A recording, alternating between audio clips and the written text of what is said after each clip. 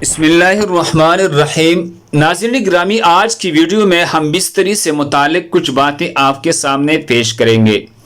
محترم بھائیوں، حضرت جابر بن عبداللہ رضی اللہ تعالی عنہما سے روایت ہے، انہوں نے فرمایا یہودی کہا کرتے تھے کہ جو کوئی پچھلی طرف سے ہو کر عورت سے اگلی جگہ میں مباشرت کرتا ہے اس کا بیٹا بینگا پیدا ہوتا ہے۔ تو اللہ تبارک و تعالی نے آیت نازل فرمائی جس کا ترجمہ ہے، تمہاری بیویاں تمہاری کیتیاں ہے، اپنی کیتیوں میں جس طرح چاہو آؤ۔ محترم بھائیوں، ہم بستری جمعہ والے دن کیوں نہیں کرنی چاہیے؟ ہم بستری جمعرات کو کیوں ضروری ہے؟ جمعہ کا دن ہم بستری بھی ایک خاص دن ہے۔ ہم بستری جمعہ کے دن کرنے کے فائدے اس ویڈیو میں آپ کے سامنے پیش کریں گے۔ حضرت علی رضی اللہ تعالی عنہ نے فرمایا، ہر دن ایک سا ہوتا ہے مگر جمعہ کا جو دن ہے وہ جمعرات سے بھی زیادہ تر افضل ہے۔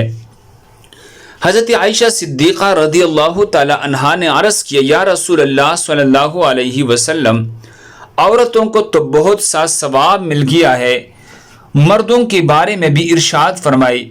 یہ سن کر نبی پاک صلی اللہ علیہ وسلم مسکرائے اور فرمایا، مرد عورت کا ہاتھ پکڑ کر مانوس کرتا ہے تو اس کے لیے ایک نیکی لکھی جاتی ہے۔ جو مرد پیار سے اپنی بیوی کے گلے میں ہاتھ ڈالتا ہے تو اس کے ہاتھ لگانے میں 10 نیکیاں لکھی جاتی ہے۔ جب وہ اپنی بیوی سے مباشرت کرتا ہے تو دنیا معافی سے افضل ہوتا ہے۔ جب غسل کرتا ہے تو بدن کی جس بال پر سے پانی گزرتا ہے اس کے لیے ہر بال کے بدلے میں ایک نیکی لکھی جاتی ہے اور ایک گناہ معاف ہو جاتا ہے اور ایک درجہ بلند کر دیا جاتا ہے، اور غسل کرنے کے عوض میں جو چیز دی جاتی ہے وہ دنیا و معافی سے بہتر ہوتی ہے، اور بے شک اللہ تعالیٰ اس پر فخر کرتا ہے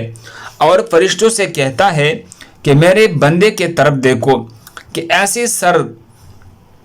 سرد رات میں غسل جنابت کے لیے اٹھا ہے اور اس بات پر یقین رکھتا ہے کہ میں اس کا رب ہوں۔ تم اس بات پر گواہ رہو کہ میں نے اس کو بخش دیا۔ جمعرات اور جمعہ کو ہم بستری اور غسل کرنے کی ترغیب اس لیے دی گئی ہے کیونکہ مردوں کو نماز جمعہ کی ادائیگی کے لیے جامع مسجد جانا ہوتا ہے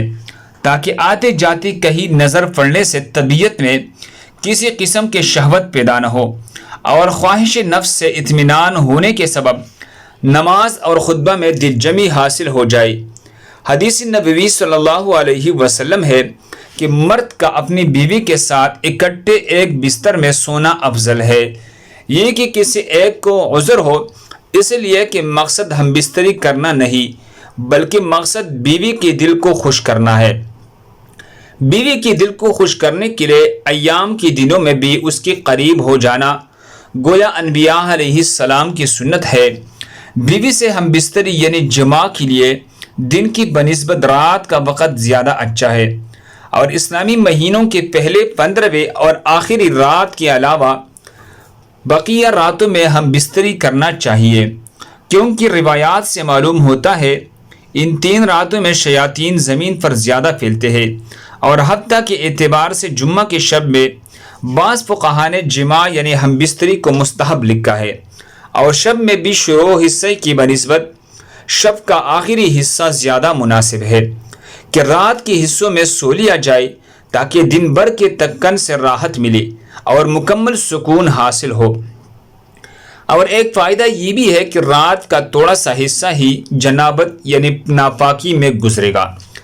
البتہ رات کا اتنا آخری حصہ بھی نہ ہو کہ پھر دوبارہ آرام کا وقت نہ رہے،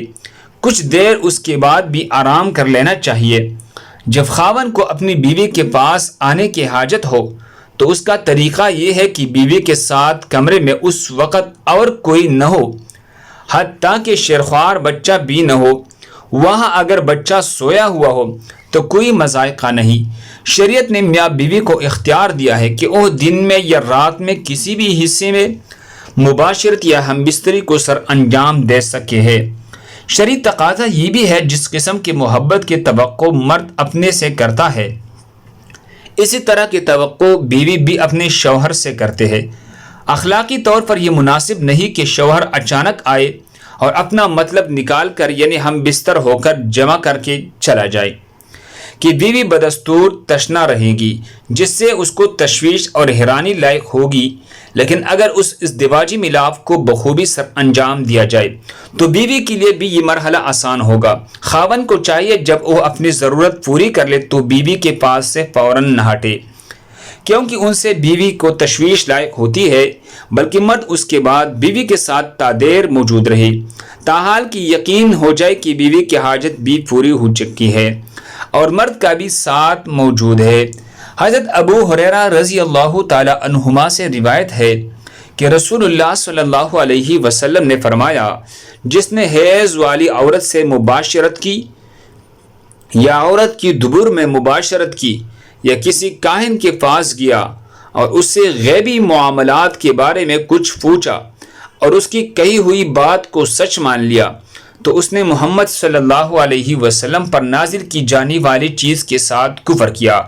حضرت عبداللہ ابن عباس رضی اللہ عنہما سے روایت ہے، انہوں نے فرمایا، جب کوئی شخص حیض کی حالت میں بیوی سے مباشرت کر لیتا ہے تو نبی صلی اللہ علیہ وسلم اسے آدھا دینار صدقہ کرنے کا حکم دیتے تھے۔ دعا ہے کہ اللہ تعالیٰ میرا سنانا اور آپ کا سننا اپنے بارگاہ الہی میں قبول اور منظور فرمائے۔ دوسری مسلمانوں کے فائدے کے لیے آگے ضرور شیئر کریں۔ جزاکم اللہ خیر۔